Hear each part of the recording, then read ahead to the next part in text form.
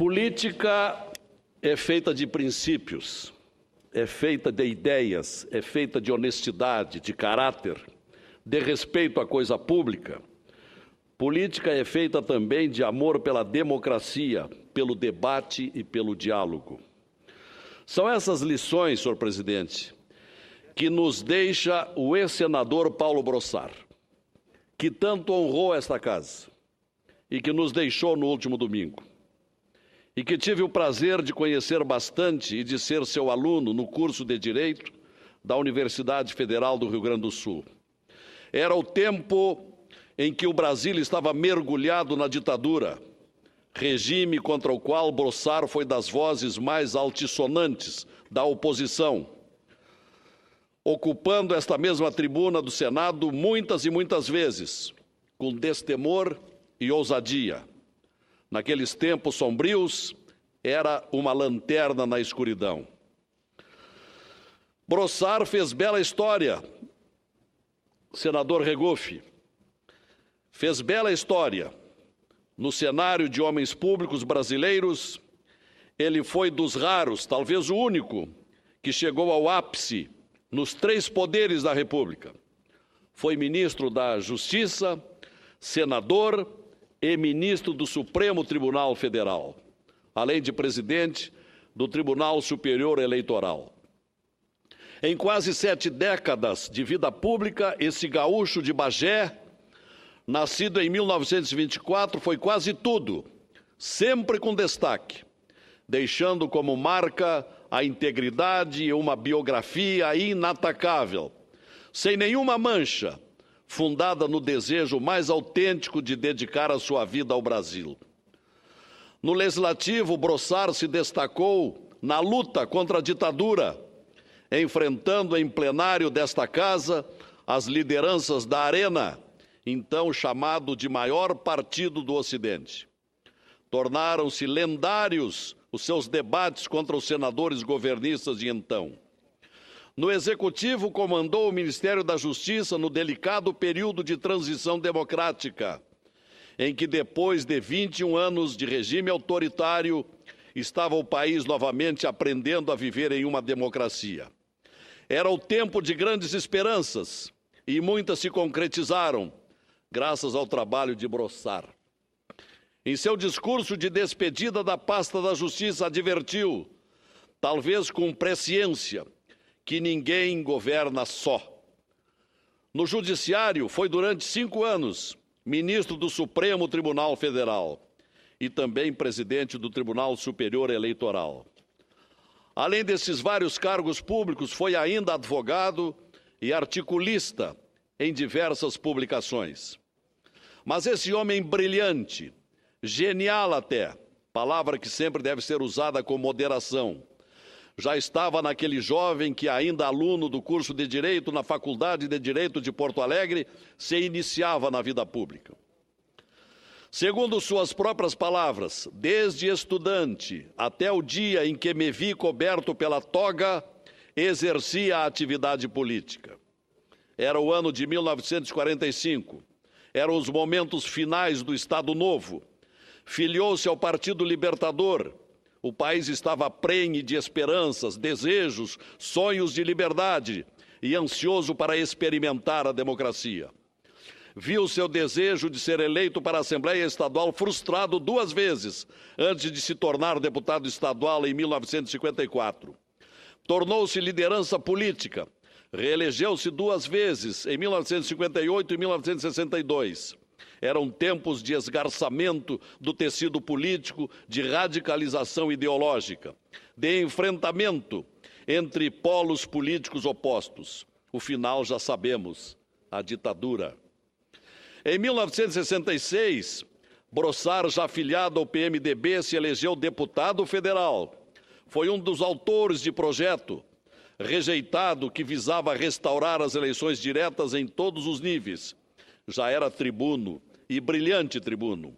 Em seu primeiro ano de mandato, em 1967, discursou em plenário acusando os militares pela morte, na época de grande repercussão, de um sargento que fora encontrado em Porto Alegre com sinais de tortura.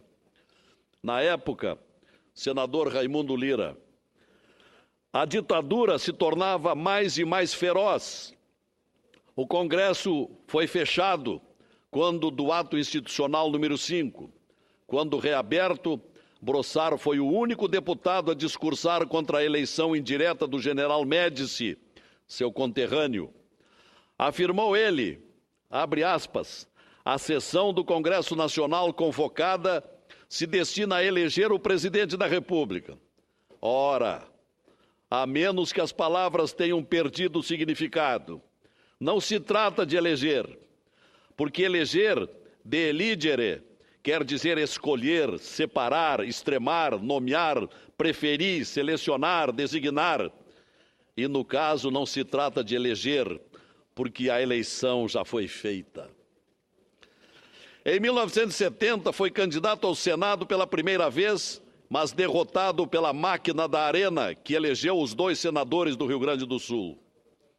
Em 1974, tenta mais uma vez, em carta pública, de apoio, Érico Veríssimo escreveu para Brossard: não faz muito, uma pessoa de minhas relações, situacionista ortodoxo, escutou a meu pedido uma de suas magníficas palestras na televisão, ao cabo da qual, indignado, exclamou: mas esse homem, Brossard, é o próprio advogado do diabo.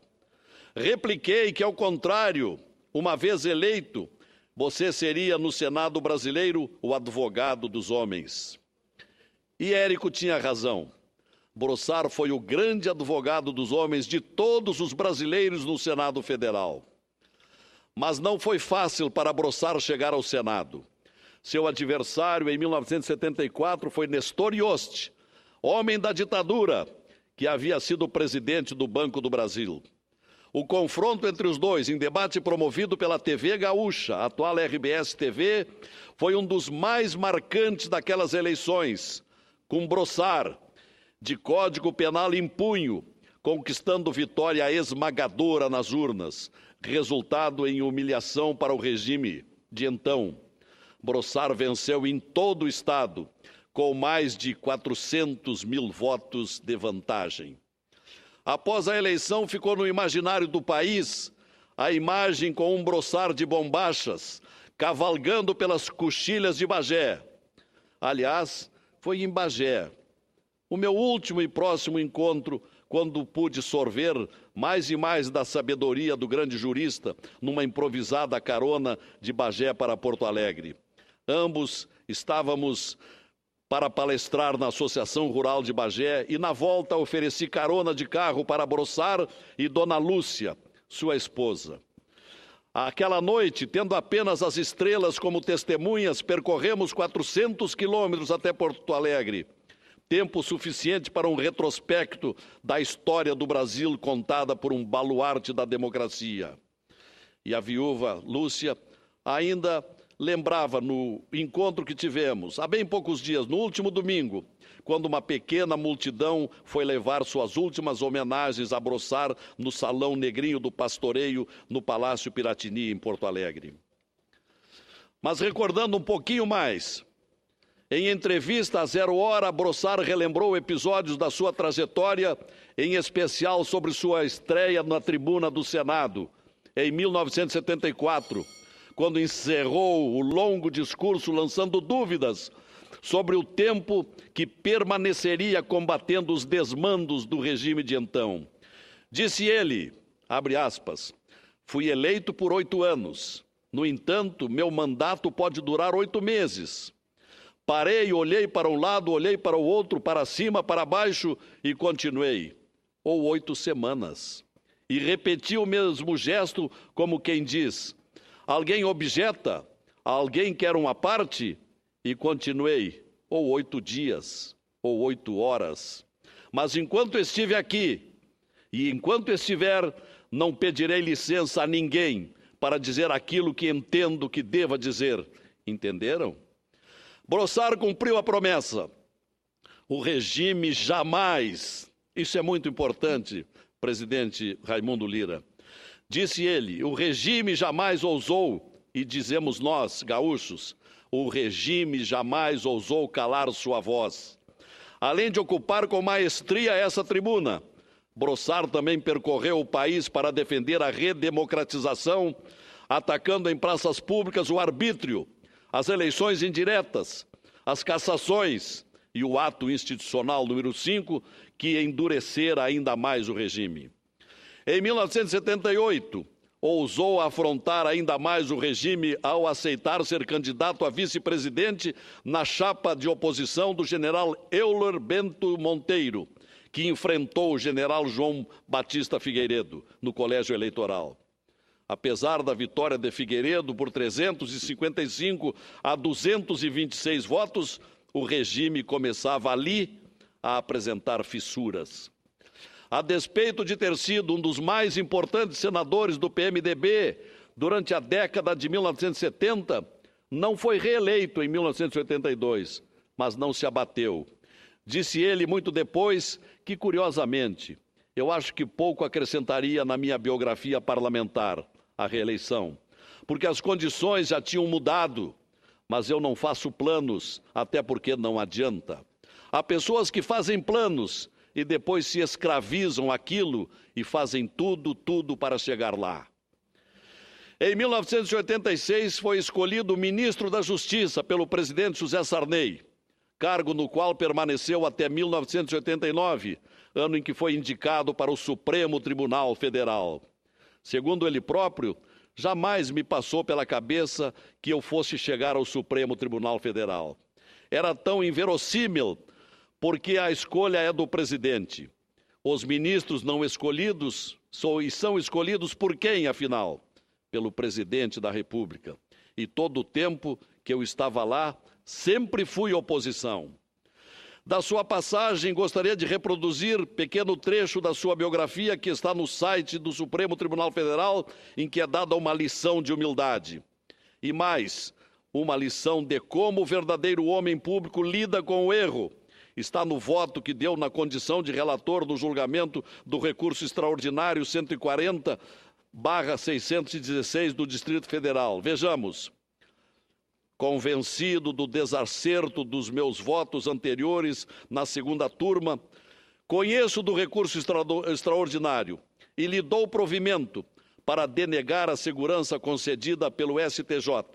Lamento que os recorridos tenham essa sorte quando outros obtiveram êxito, inclusive com meu voto, mas não posso votar de outra maneira, permanecendo na posição que me parece menos acertada, por amor a uma mal entendida coerência, a coerência do erro, ou pelo pudor de confessá-lo. Já que não posso eximir-me do erro, não quero e não posso deixar de corrigi-lo, toda vez que convencido de que nele incidi. Senhor presidente, senadores e senadoras, perdemos um grande homem público, inteligente, corajoso, destemido, cheio de ideais, mas também capaz de assumir os erros.